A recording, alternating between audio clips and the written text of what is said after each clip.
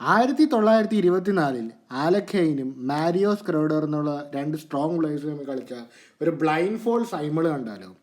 ഇവിടെ Alexander ആലഖൈനും Mario സ്ക്രോഡർ എന്നുള്ള രണ്ട് സ്ട്രോങ് പ്ലേയേഴ്സാണ് തമ്മിലാണ് ഇവിടെ മാറ്റിയിരിക്കുന്നത്. ന്യൂയോർക്കിൽ വെച്ചാണ് ഈ ഗെയിം കളി തുടങ്ങുന്നത്. ഇവിടെ ആലഖൈനാണ് വൈറ്റ് കളിക്കുന്നത്, സ്ക്രോഡർ ബ്ലാക്ക് കളിക്കുകയാണ്. ആലഖൈൻ E4 വെച്ച് കളി തുടങ്ങുന്നു. പോൺ D5 നമ്മുടെ സ്കാൻഡിനേവിയൻ ഡിഫൻസാണ്. പോൺ വെച്ച് പോണിനെ വെട്ടുന്നു, ക്യൂൻ വെച്ച് പോണിനെ വെട്ടുന്നു. നൈറ്റ് C3 കളിച്ചാൽ ക്യൂവിനെ അങ്ങ് അറ്റാക്ക് ചെയ്യുന്നു. ക്യൂൻ മാറുന്നു, നൈറ്റ് F3. ഇവിടുത്തെ ബെസ്റ്റ് മൂവ് നൈറ്റ് F3 കളിക്കുന്നതിന് വരെ പോൺ ടു D4 ഒക്കെയാണ്. നൈറ്റ് F3 കുഴപ്പമൊന്നുമില്ല. ബിഷപ്പ് G4 കളിച്ച് നൈറ്റിനെ പിൻ ചെയ്യുന്നു. പോൺ ടു H3, ബിഷപ്പിനെ പുറകോട്ട് പറ്റുന്നു. D4, night F6. ഓക്കെ, ഈ ഒരു പൊസിഷനിൽ ടിപ്പിക്കൽ പ്ലാൻസ് ഇവിടുത്തെ നമുക്ക് ഒറ്റ നോട്ടത്തിൽ ഇവിടുത്തെ ബെസ്റ്റ് മൂവ്സ് എന്ന് പറഞ്ഞാൽ ബിഷപ്പിനെ വേണമെങ്കിൽ C4 കൊണ്ടുവരാം, അല്ലെങ്കിൽ ബിഷപ്പ് D2 ഒക്കെ കളിച്ചിട്ട് ഈ ഒരു ക്യൂനിലേക്ക് ലൈനപ്പ് ചെയ്യാൻ പറ്റും. പക്ഷെ ഗെയിമിൽ കളിക്കുന്ന ഇതൊന്നുമല്ല, ഹൈപ്പർ അഗ്രസീവ് ആയിട്ടുള്ള പോൺ ടു G4 എന്നുള്ള മൂവാണ്. ഈ ഒരു ബിഷപ്പിനെ അറ്റാക്ക് ചെയ്യണപ്പോൾ ബിഷപ്പ് പുറകോട്ട് വേണമല്ലോ, bishop to G6. Night E5 കളിച്ച് ആ ഒരു ബിഷപ്പിന് ഒരു അഡീഷണൽ അറ്റാക്കും, അതുമാത്രമല്ല ഒരു പവർഫുൾ സെൻട്രൽ സ്ക്വയറിലേക്ക് നമ്മുടെ നൈറ്റ് വരികയാണ്. Knight B to D7. ഇത് അത്ര ആക്യുറേറ്റ് ആയിട്ടുള്ള മൂവല്ല. ഇവിടെ നമ്മൾ ഈ ഒരു ക്യൂൻ ഹണ്ടിനാണ് ഇവിടെ വൈറ്റ് ഇവിടെ ശ്രമിക്കുന്നത്. ഇവിടെ ക്യൂൻ ഇവിടെ A5 ഉണ്ടെങ്കിലും ഈസിലി കുറച്ച് അറ്റാക്ക് വന്നു കഴിഞ്ഞാൽ ക്യൂൻ ഇവിടെ ഭയങ്കര പ്രശ്നത്തിലാവും. അതുകൊണ്ട് തന്നെ ഒരു പക്ഷേ പോൺ ടു C6 കളിച്ചിട്ട് എന്തെങ്കിലും അറ്റാക്ക് വന്നാൽ ക്യൂവിന് തിരികെ വരാൻ കുറച്ച് അവസരം കൊടുക്കുകയായിരുന്നു ബ്ലാക്ക് ചെയ്തത്. പക്ഷെ അതിനു പകരം നൈറ്റ് B ടു D7 ആണ് കളിയിൽ കളിക്കുന്നത്.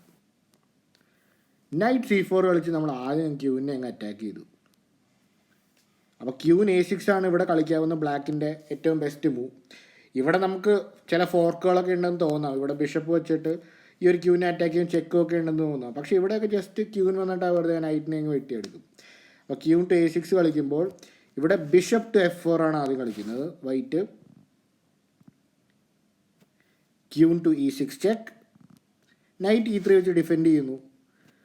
ബ്ലാക്ക് ക്യൂൻ സൈഡും ക്യാൻസൽ ചെയ്തു. അപ്പോൾ പ്രശ്നങ്ങളെല്ലാം തീർന്നുള്ള രീതിയിൽ കിങ് കുറച്ച് സേഫ് ആയല്ലോ, ക്യൂൻ സൈഡും ക്യാൻസൽ ചെയ്തു.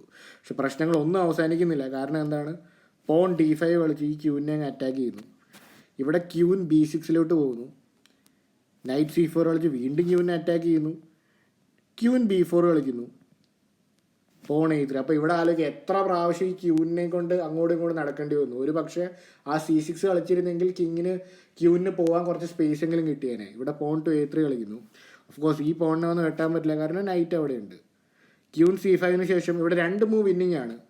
പോൺ B4 വിന്നിങ് ആണ്.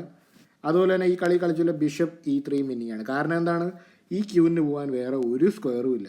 ശ്രദ്ധിച്ചാൽ മനസ്സിലാവും, എല്ലാ സ്ക്വയേഴ്സും വൈറ്റ് കൺട്രോൾ ചെയ്യുന്നു. ഇവിടെ വൈറ്റ് ഈസിലി ജയിക്കുന്നതാണ്. അപ്പോൾ നിങ്ങൾക്ക് ഈ ഒരു ഫേമസ് ആയിട്ടുള്ള ക്യൂൻ ഹണ്ട് ഇഷ്ടപ്പെട്ടു എന്ന് വിശ്വസിക്കുന്നു. ഇതിൻ്റെ അകത്ത് ഏറ്റവും വലിയ പ്രത്യേകത എന്ന് വെച്ചാൽ ഇതൊരു ബ്ലൈൻഡ് ഫോൾ സൈമിളിലാണ് ഇതുപോലത്തെ ഇത്രയും മനോഹരമായ ഗെയിം ആലക്കയും കളിച്ചിരിക്കുന്നത്. അപ്പോൾ നിങ്ങൾക്ക് ഈ ഗെയിം ഇഷ്ടപ്പെട്ടു എന്ന് വിശ്വസിക്കുന്നു. അപ്പോൾ അടുത്ത വീഡിയോയിൽ കാണാം.